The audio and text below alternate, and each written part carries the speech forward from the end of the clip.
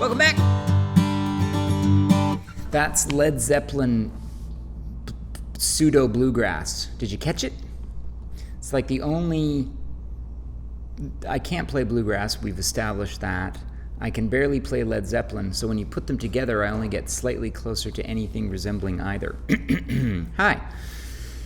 This is a really fun instrument for me to be holding. A, because the wood is older than most wood currently in this shop in any guitar form. Why?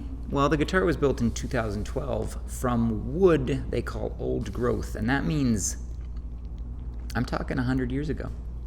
Okay? Based on an instrument that they... Okay, so here's the backstory. This is how I've been told this story. Santa Cruz guitars, Richard Hoover partners with Tony Rice in the early 80s to try and make a Santa Cruz version of Tony's 1935 Martin D28, the guitar that Tony purchased from Clarence White's family after Clarence passed in 73. Clarence and his brother bought the guitar in the late 50s. It had been modified. Okay, so we get to this. Now, the big old sound hole on Clarence's and then Tony's guitar had already been enlarged. The Dalmatian pickguard was something I think that they had added. They had another fingerboard on it that was bound, so that's why this instrument has binding. Now, here's the interesting part.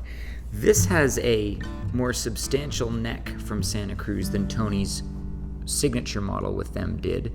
And this is the 1934D model. Cut through saddle.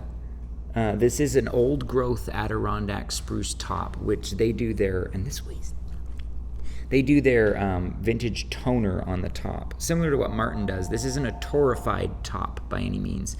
If you ask the folks at Santa Cruz, they'll tell you that they can get that sound and the way they can carve the top, and then using the toner will give it this coloration. This is also old growth mahogany on the back, just ridiculously pretty. Grained ivory everywhere. This instrument was new to us quite a few years ago, and it's now returned, and we would love for you to get in touch and let us know what you think if you need a big old dread.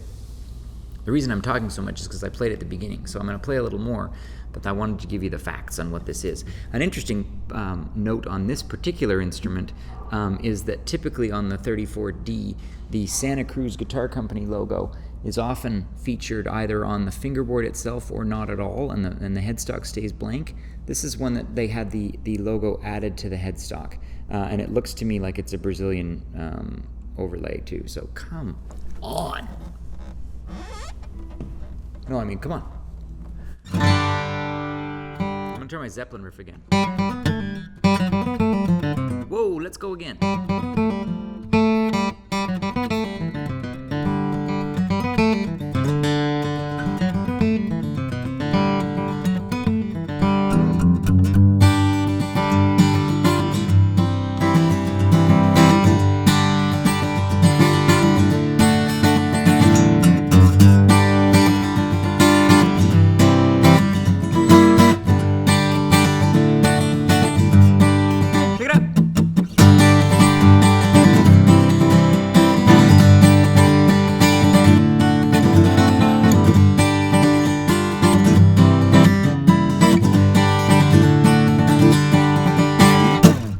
I could try to lick at that tempo, but it ain't gonna happen. And, you know, everybody would spontaneously break into dancing a jig, and I just don't want anyone to have any fun with these videos. These are very serious. There's no fun had. So, you know what? Get in touch if you're a Santa Cruz enthusiast. This guitar still has tons of saddle. Everything on this looks immaculate. I can hear that it has been played, but it's still ready for you to add more to it. This is pretty, like, I know I gush about lots of instruments, but it is really quite fun to just even hold this guitar because it feels good, it's light, and I play it immediately. Tell you what, if I can play pseudo bluegrass on any guitar, it must mean that it's set up really well, and this guitar is set up beautifully.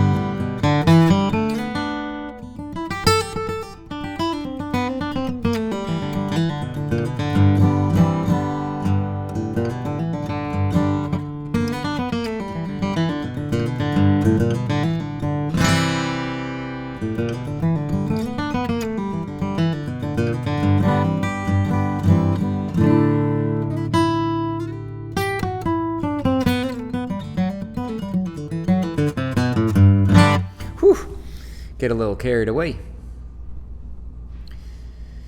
1934 D, Santa Cruz, old growth, lovely instrument to play, set up really, really, really well. Get in touch with us if you're. Oh, what's that? This. I'm holding it. It is as I was expecting it to be, but it's even better. Great to see you. Thanks for inviting us into your device to be watched. I'm gonna play out on a little more happy G bluegrass.